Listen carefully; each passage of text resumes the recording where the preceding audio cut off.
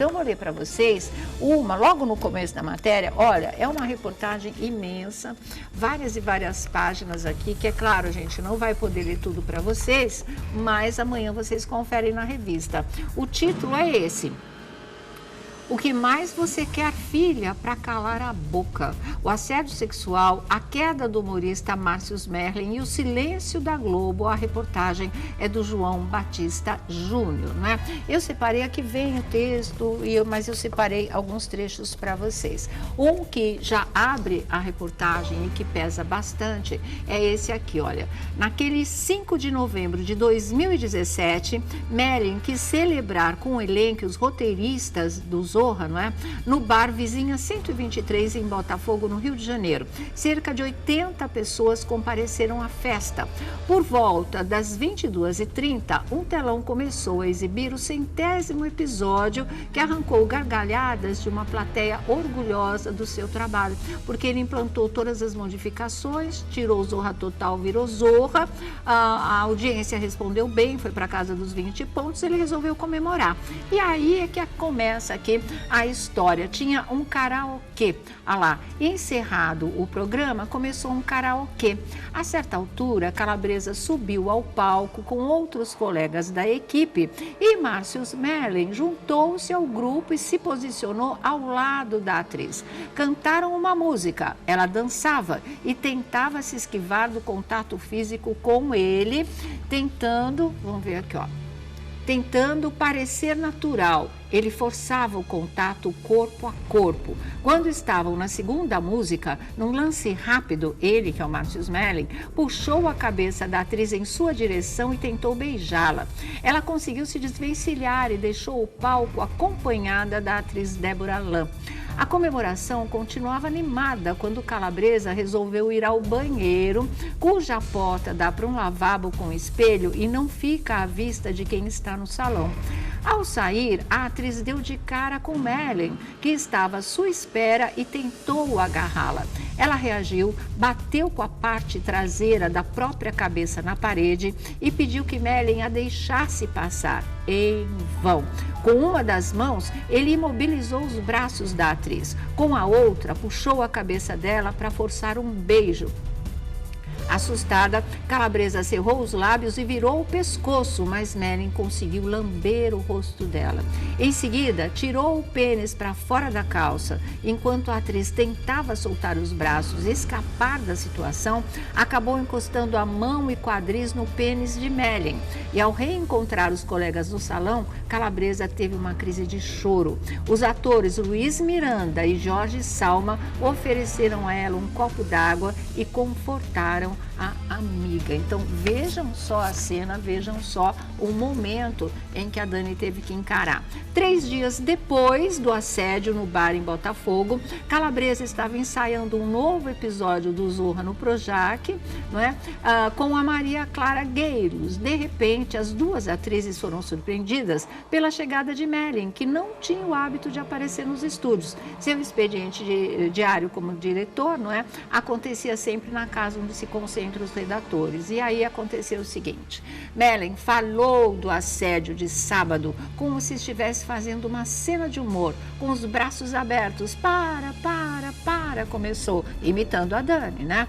Eu não tenho culpa, disse ele, do que aconteceu. Quem mandou você estar muito gostosa? E caminhou em direção à Calabresa. Ela se levantou, tentando evitar qualquer contato físico, e para se esquivar dele, começou a andar em volta da mesa, que fazia parte do cenário. Maria Clara Gueiros pediu para o chefe deixar a colega em paz, e a Calabresa reagiu. Ela disse: não quero seu abraço nem as suas desculpas, você já me agarrou, lambeu minha cara e encostou o pau em mim.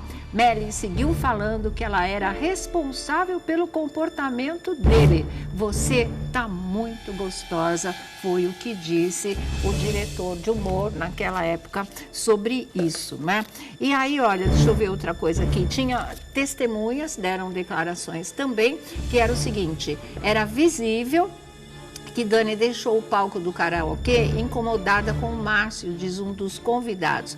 O ator Luiz Miranda lembra que enquanto consolava Calabresa, a colega lhe contou que tinha encostado acidentalmente no Merlin. Ela me falou que tinha acontecido na saída do banheiro. Eu não sei dizer se o Márcio ia pedir desculpas, mas a Dani ficou evitando ele em volta da mesa enquanto ele a chamava de gostosa. E aqui é aquilo que eu falei para vocês, 43 pessoas foram ouvidas. Entre elas, 2 vítimas de assédio sexual de Márcio Merlin, 7 vítimas de assédio moral e 3 vítimas dos 2 tipos de assédio, o sexual e o moral, né? Para vocês terem uma ideia. Os motivos são diversos, né? Que isso não foi levado adiante, inclusive evitar atritos com a Globo, prejuízo às suas carreiras profissionais ou mesmo ações judiciais. Por isso que muitas das vítimas não denunciaram tudo isso que estava acontecendo. Dani Calabresa, segundo a reportagem, já enfrentara ataques menos violentos do seu chefe. Olha só, em julho de 2017, por exemplo, ela estava no seu camarim no Projac, se arrumando por uma cena que faria no Zorra, não é? De repente, a atriz escutou alguém bater a porta do camarim. Como a direção do programa distribui o texto, todo mundo sabia que ela ia fazer a cena de salva-vidas gostosona, que seria gravado naquele momento, e por isso ela estava usando um maiô vermelho por baixo do hobby, né? Vestindo um roupão, Calabresa abriu a porta do camarim e era ele, era o Márcio Merlin. Ele entrou e, em tom de brincadeira, disse que viera dar uma conferida no figurino. Constrangida, a atriz o amarelo e não tirou o roupão. As experiências de assédio foram antecedidas e sucedidas por armadilhas profissionais. Quando o Falabella quis convidar e convidou a Dani Calabresa para um programa que ele teria aos domingos, o Márcio Merlin não deixou. E ele deu uma dura, né? Ele disse, eu trouxe você para a Globo, eu te protejo aqui dentro da emissora e você vai me trair? E aí o boicote profissional mais sério, no entanto, ocorreu em 2019. Desde que ela foi contratada pela Globo em 2015, a Dani Calabresa, ela insistia, não é, em fazer na Globo. E a gente comentou muito isso aqui o ano passado, que ela insistia em fazer uma versão do Furo MTV. E ela queria levar o colega dela da MTV, o Bento Ribeiro, porque eles fizeram muito sucesso na época juntos, né? Ele até disse que sim, vão fazer, vai estrear no dia 20 de janeiro, vai chamar A Hora do Furo, umas coisas assim. Prometeu mundos e fundos, ele e a número 2 dele, não é? Que era a sua assessora direto, mas não rolou. Quando ela voltou para uma reunião, ele disse que seria ela sozinha, não tinha o Bento Ribeiro. E aí a briga foi feia realmente, porque ela disse, sem ele, o que vocês vão fazer, o que vocês estão me propondo é plágio. Eu não vou ficar sem o meu companheiro, ele vai se sentir traído e eu não vou querer fazer um projeto que era nosso sozinha. E aí ela abandonou a reunião, não é? Foi embora chorando aos prantos, chamou um Uber e depois disso ela foi ficando muito mal. Até os amigos dizem que ela passou a ter crises de pânico, de vômito, quando ela era obrigada a sair de São Paulo em direção ao Rio de Janeiro.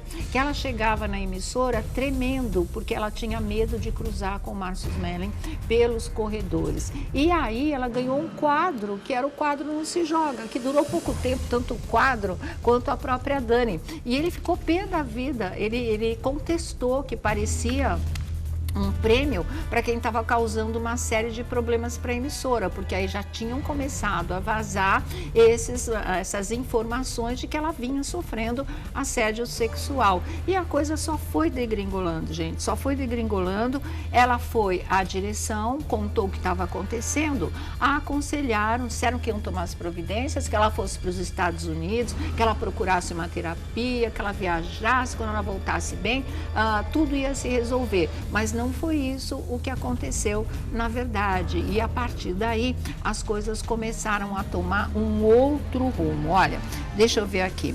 aqui está bem essa história que eu estou contando para vocês de como ela ficou com tudo isso que ela estava passando.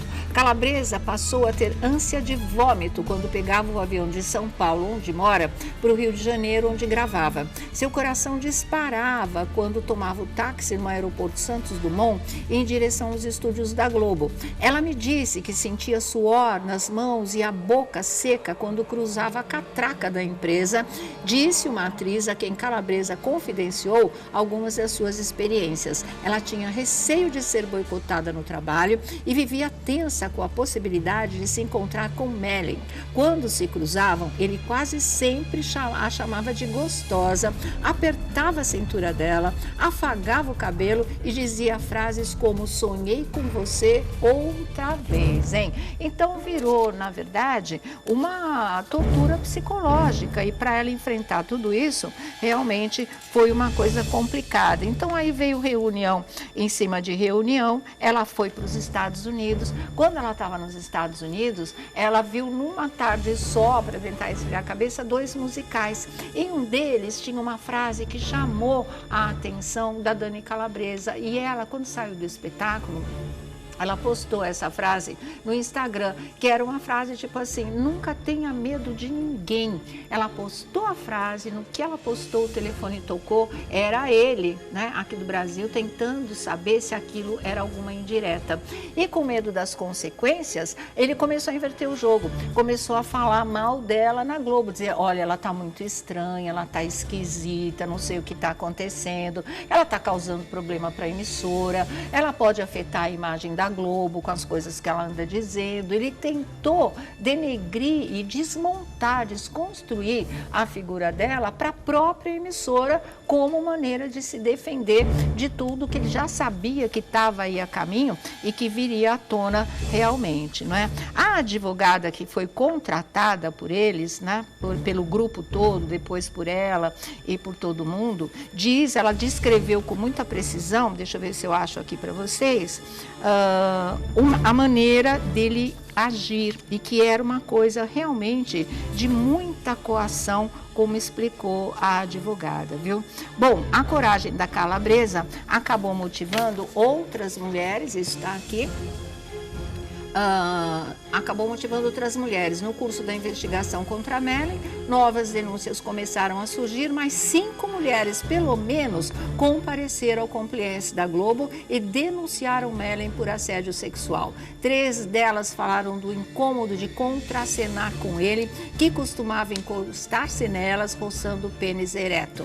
Ele fazia isso até quando me encontrava nos corredores, sempre em tom de brincadeira, como se o lugar fosse apertado demais e fosse impossível não encostar em mim, relatou uma delas. Em conversas com a reportagem, outra atriz contou que Mellen a visitou no apartamento para onde ela acabara de se mudar, quis conhecer seu quarto e ao chegar ali expôs sua genitália. Outra relatou que ele aparecia de surpresa em sua casa, dizendo que ao passar casualmente pela região, resolveu visitá-la. Enquanto conversavam sobre a carreira dela na TV, ele tentou agarrá-la. E é aqui que realmente eles fazem uma comparação, inclusive com o Wittgenstein lá dos Estados Unidos, aquele poderoso de Hollywood que acabou realmente, né, também sendo condenado aí praticamente à prisão perpétua nos Estados Unidos.